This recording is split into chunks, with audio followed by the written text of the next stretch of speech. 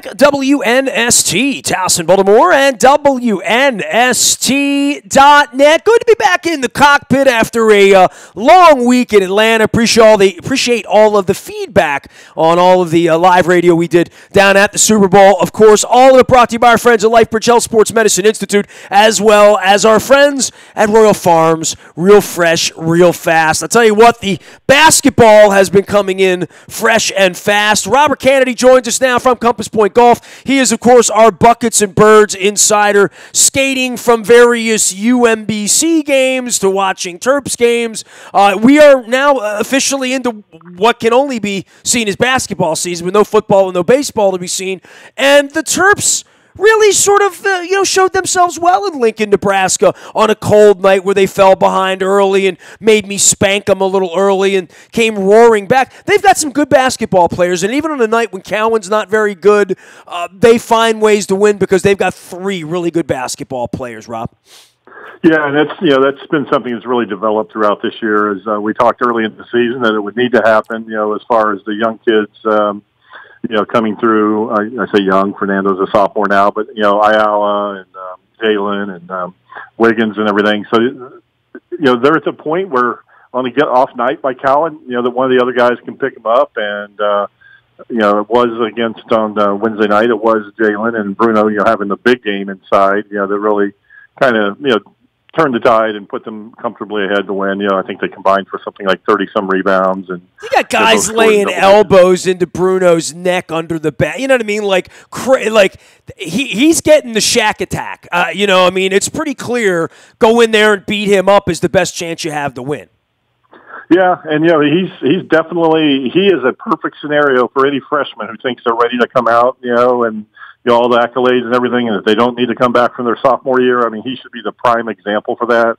He's gotten bigger and stronger this year, and he's playing at, an All-American level. Who knows? With all the other kids out there, he'll probably maybe get his third team or something like that. Well, you don't project him anymore, right? You're not look at him and saying he's a project. You now look at him and say he looks like an NBA player, not like a guy who may one day be one. Yeah, you're saying he's a lottery pick. Is what I've heard from a lot of people.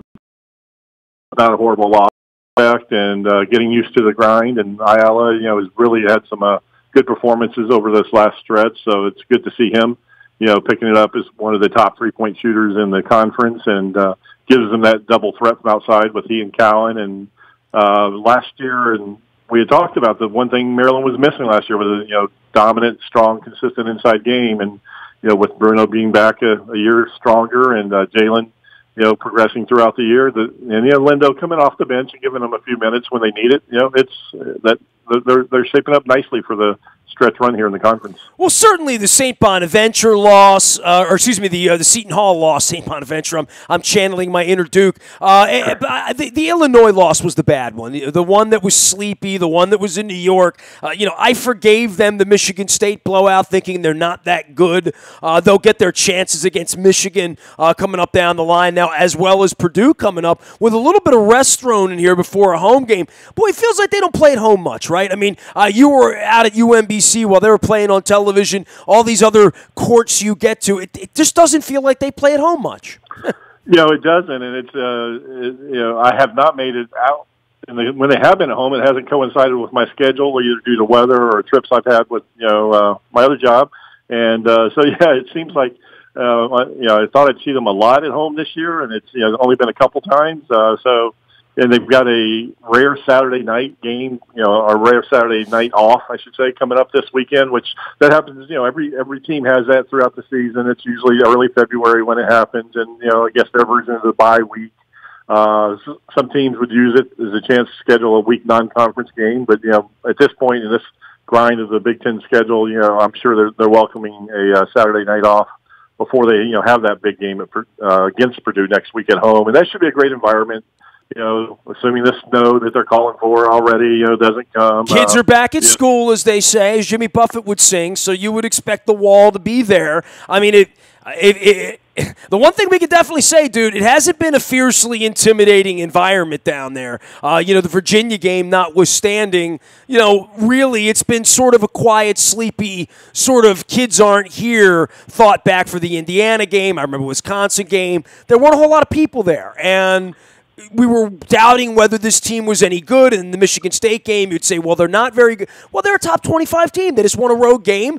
They have stubbed their toe out at Wisconsin for sure. But I expect them to get seeded in the tournament. You know, I've explained to my wife we need to take that Thursday and that Friday in March, and that it's a week later this year. It's, you know, it's not going to be the 14th, 15th. It's more like the 21st or 22nd, and trying to figure out the March calendar, because this is the year you look 6 weeks out and say they're going to be playing basketball. You think they are anyway. Yeah, absolutely. You know, I think regardless of what happens in the conference tournament, you know, they're pretty secure at this point, you know, barring an absolute collapse. But you know, it's still possible, dude. I mean, look at what happened in Nebraska. They thought they were decent a month ago, right? Right. Yeah. And, you know, I mean, it's what, 6 in a row, I think, now, and it's a tough conference. You know, everyone talks about it being down, and yeah, you've got Penn State and Nebraska at the bottom and everything. But beyond that, it's Rutgers, Ohio State, Indiana, Minnesota. Any of them can be a tough road game when you go to them, and they still got to play Michigan twice. They haven't played them yet, so they still, that's the number one team in the conference right now. And the big thing they're looking at is try to get one of those top 4 seeds for the conference tournament, where you get the double bye. Because now, granted, they're not going to have to be playing on that Wednesday night in front of 3,000 people and in the arena. So, but the worst case, they play the next day, Thursday, and have to play 4 games. But getting that double bye into the quarterfinals is a huge thing, after you're coming off a 20-game conference season. So, there's 5 teams vying for that right now. You think Michigan obviously has the number 1 spot locked up, but again, with 7 games to go, anything could change. With 2 games against Maryland, they still got a good chance to really improve their seeding going into that tournament. And then, sure, the big dance and everything is after missing it the past year, it definitely would be good to see them back in it and see, as a higher seed than they had been in a while, and see what they could do there.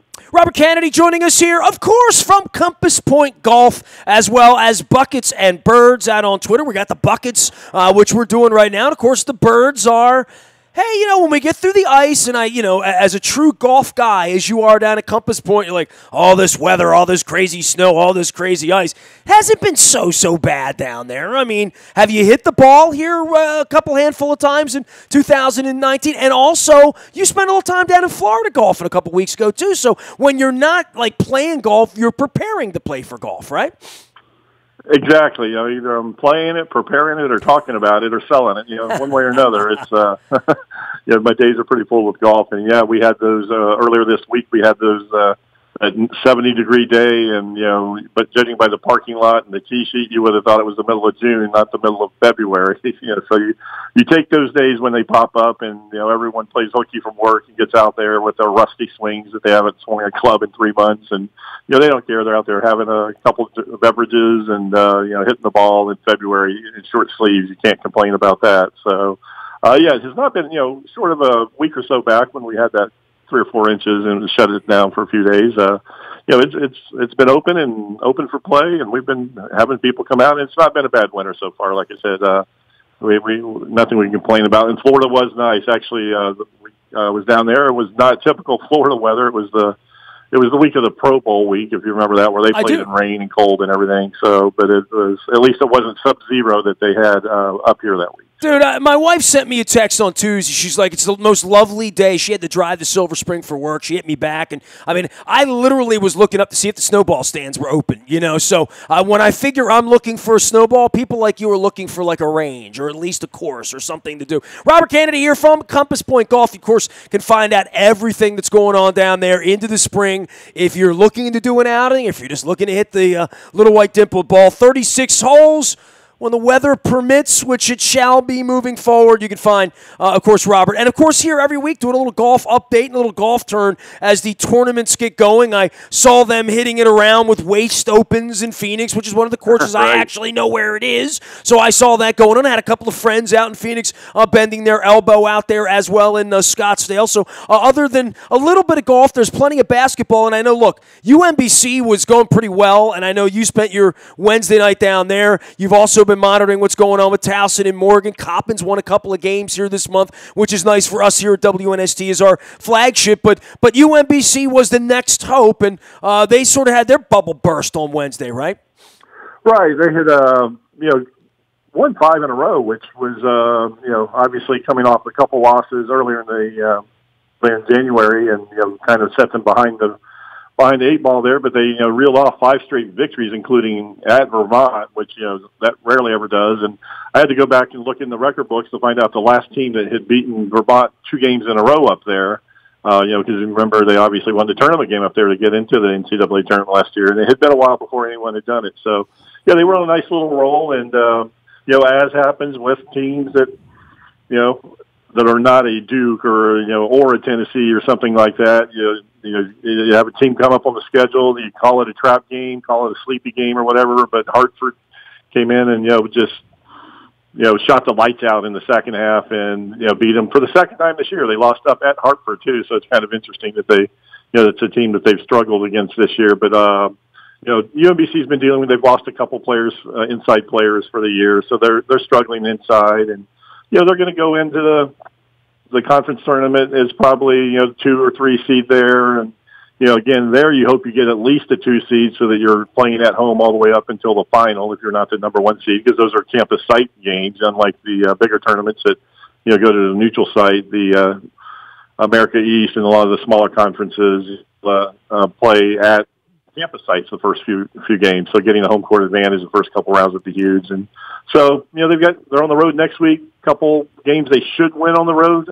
We talked about, Maryland should win that at Nebraska, and they did. Well, they go up and they play at Maine, at Binghamton, and they should win those, then come home for the final stretch with Vermont coming in on the 21st, and we'll talk more about that as the weeks get closer, but that'll be a big ESPNU game that they'll get some national TV coverage against Vermont at home. So you hope that they're kind of on a little bit of a winning streak heading into that. Yeah, it's always nice to see the local teams when I can sit, on the couch and just pull it up or whatever. And a lot of the games are available. I remember early in the year watching, Morgan run around against Villanova on the first night of the year and getting a look at everything that's going on. But Towson is struggling right now, right? Like UMB and most of the rest of the programs here locally have really, it's been a struggle this year, even over at Morgan, where I think there was a little bit of hope there.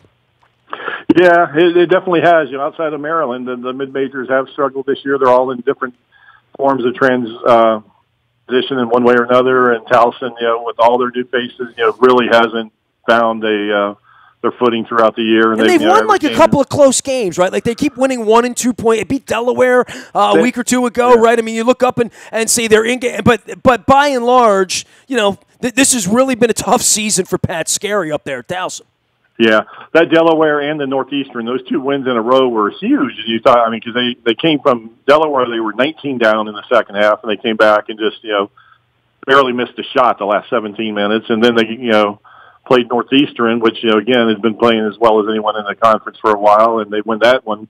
So, you think, okay, maybe they're going to get it going. Then they go up and get blown out at Hofstra, which, again, everyone, Hofstra had the nation's longest winning streak at 15 games up until last week. So, it's they've definitely been up and down, and they're going to, struggle to stay out of that bottom. They're at the other end of it. They're struggling to stay out of the bottom 2 seeds there going into their conference tournament, so they don't have to play the play-in game, and, they want to get into the main quarterfinals like everyone else, the top 8. So, it's definitely, playing out the string there and see what happens in the tournament, then reboot going next year, but it's definitely been one of the one of the toughest seasons that Pat's faced in his 8 years here and everything. So, by the way, I'm not wearing my Coppin hat, but I should, because like they got a little mojo going. Hey, how about one? They're 5-4 since the beginning of the year. Once they got done getting crushed at Notre Dame and Houston and where else did they go? They didn't take on the bigger schools. They were more Rider, Wofford. They did take right. Yeah. They played UMBC early Virginia, on, Wisconsin, right? Yeah. But they've been okay lately. Like he's put together a legitimate MEAC team that can win games there that might even, you mentioned your neutral sites for the tournament games. Famously, they bring everybody together down in Norfolk every year and play. Hey, they're going to win a game or two. They're going to play into the weekend, I think, right? At least that's the hope. Yeah, they 5 wins in the conference, like you said, which equaled their whole season total output last year, and the local win against Morgan last weekend, and that was a good win. And the high-scoring game against Bethune before that, so they're on a little bit of a 2-game winning streak, and they're right there in the middle of the pack of the MEAC, and that is played at the Coliseum down there in a neutral site, and he definitely has done what you would hope you do. You come in your first year, you kind of get yourself established, you get everyone buying into your system, and you struggle that year, and again, them having to do what they do with the road games doesn't help, but that's something that's a fact of life for them.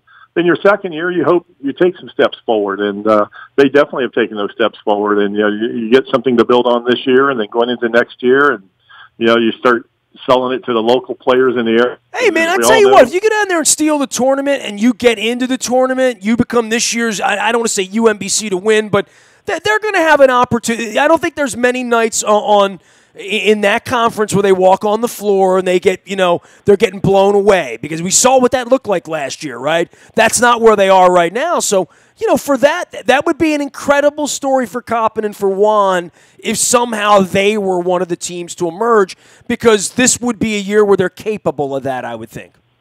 Yeah, you get in these conference tournaments and these smaller ones, you never know.